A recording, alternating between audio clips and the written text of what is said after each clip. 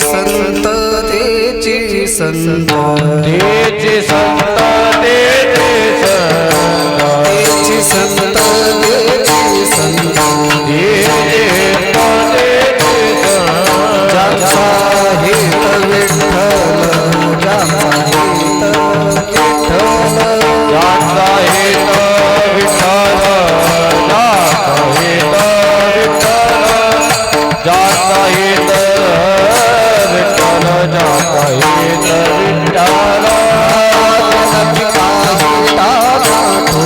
नेनते काही तानाठो काही ताराटो हो नेनते काही तानाठो नामस्मरणा वाचोनी नामस्मरणा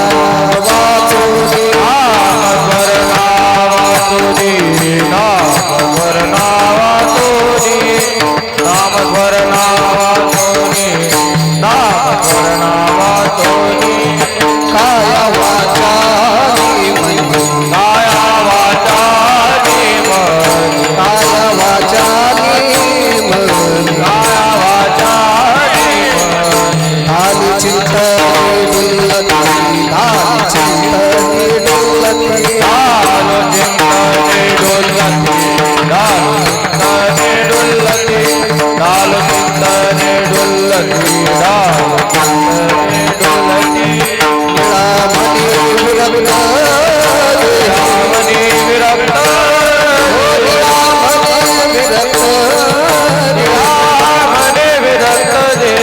आठवची नाही विषयांचा आठवची नाही विषयांचा आठवची नाही विजयाचा आठवची नाही विजयाचा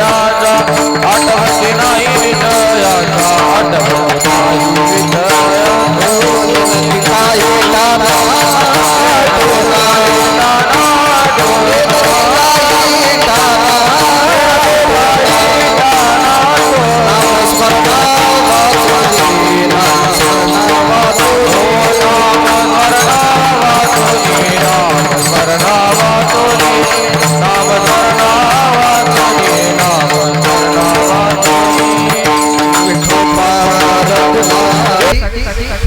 वारकरी संप्रदायातील प्रमाणभूत संतांपैकी जे शेवटचे संत आहेत संत निळोबाराया, त्या श्री संत निळोबारायांचा संतत्वाची लक्षणं सांगणारा 4 चरणाचा अभंग आजच्या कीर्तन रूपी सेवेसाठी निवडला आहे. वारकरी संत आहेत त्या संतांना संतांची लक्षणं सांगण्याची गरज का पडली?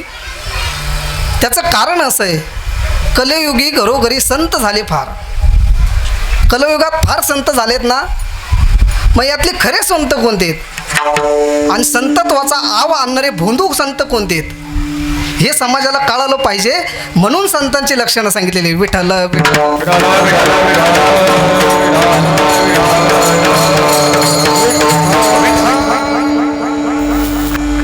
मग खरे संत कसे ओळखायचे यासाठी संतांची लक्षणं सांगितली.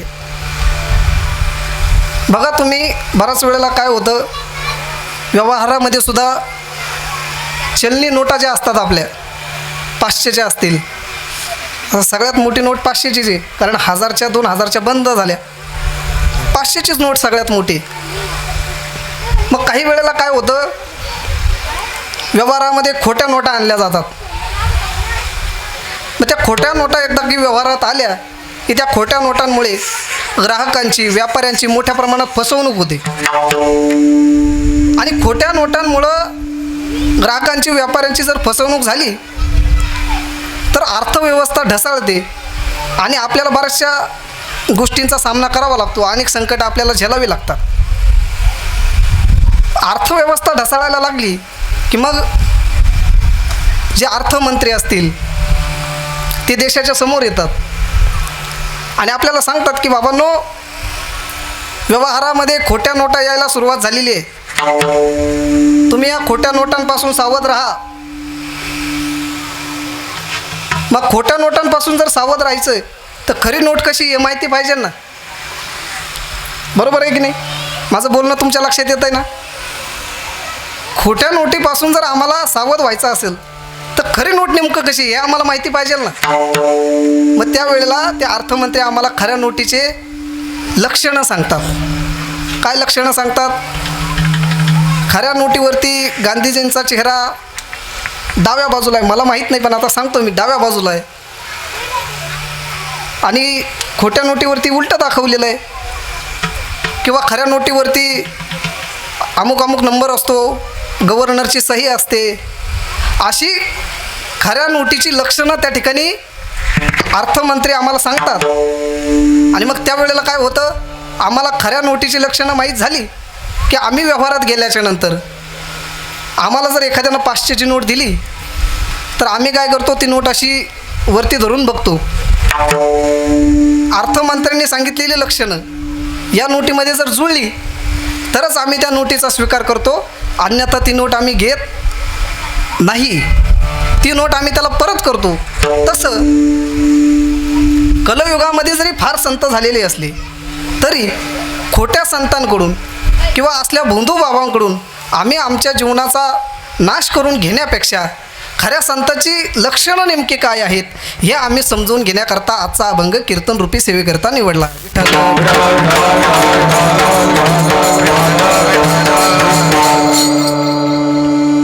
याकरता खऱ्या संतांची लक्षणं आम्हाला माहिती असली पाहिजे. कारण काय आहे, खरे जे संत आहेत त्यांची लक्षणं वेगळी आहेत आणि खोटे संत जे आहेत त्यांनी फक्त संतत्वाचा आव आणलेला असतो. ते संत नसतातच. महाराज सांगतात अशा खोट्या लोकांपासून तुम्ही सावध राहा, अशा लोकांपासून तुम्ही सावध राहा आणि खऱ्या संतांकडे जा. मग महाराजांना विचारलं खऱ्या संतांकडे जायचं आहे, पण खरे संत नेमके असतात तरी कसे, त्यांची एक दोन लक्षणं आम्हाला सांगा. त्यावेळेला संत निळोबारायांनी संतांचं पहिलं लक्षण सांगितलं आजच्या अभंगाच्या प्रथम चरणात. तेची संत तेची संत तेची संत